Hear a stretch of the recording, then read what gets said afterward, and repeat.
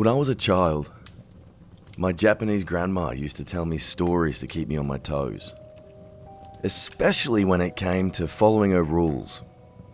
She had a way of weaving these tales into life lessons, and even though they honestly scared me half to death, I knew that she meant well.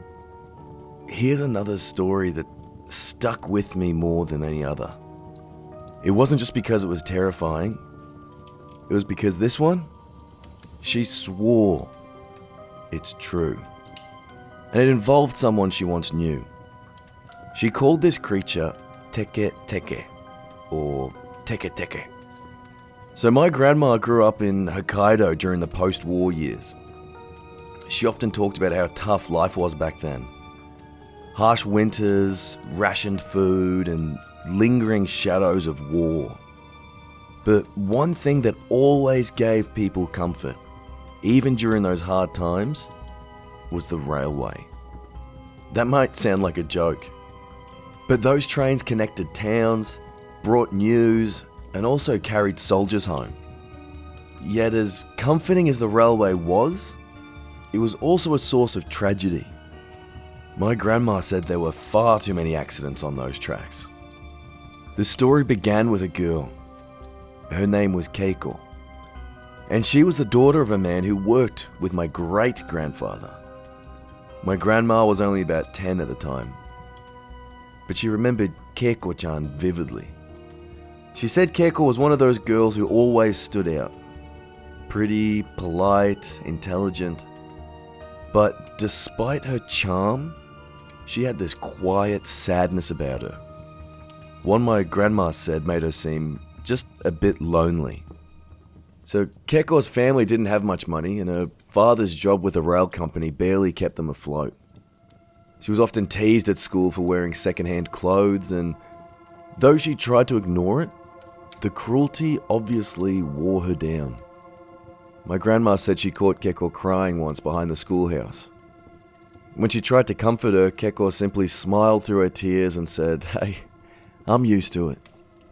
That moment stuck with my grandma. She wished she could have done more for her. One winter evening, Keiko didn't come home. At first, her family thought she'd stayed late at school or gone to visit a friend.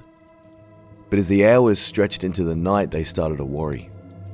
Her father and some neighbors went out with lanterns, scouring the village and surrounding woods. My grandma remembered her own father heading out to help, and how her mother kept the house quiet, praying for Keiko's safe return. The search ended at the railway tracks. Keiko's body was found near a small station, lying in the snow. The train had already passed and it was clear what had happened. She'd fallen onto the tracks, and her body had been severed in two at the waist. It was a gruesome sight, one that haunted those who saw it for years to come. My grandma wasn't allowed to go near the station, but she overheard the adults talking in hushed, horrified voices. The official story was that it was an accident. Perhaps she slipped while walking near the tracks. But there were whispers. Whispers that maybe it hadn't been an accident at all. Keiko was buried and life went on. But my grandmother said something changed in the village after that. People started avoiding the station at night, even though it was the only way to get to the next town. Children whispered about hearing strange noises near the tracks. Scratching sounds like nails dragging across metal. Some claimed to see a shadow darting along the platform, though no one could ever say for sure what it was. It wasn't long before the sightings became a bit more specific. Late one night, a station worker was closing up when he heard a strange noise. A rhythmic tapping like something hard striking the ground in quick succession. It was coming from the far end of the platform, and when he turned to look, he saw something that made his blood run cold. There in the dim light of the station lamps was a figure. It was Keiko, or at least, it looked like her. Her upper body was exactly as he remembered. Pale, delicate, with her long black hair framing her face. But her lower body was gone. She was dragging herself along the ground using her hands. and the sound he'd heard was her elbows hitting the platform as she moved.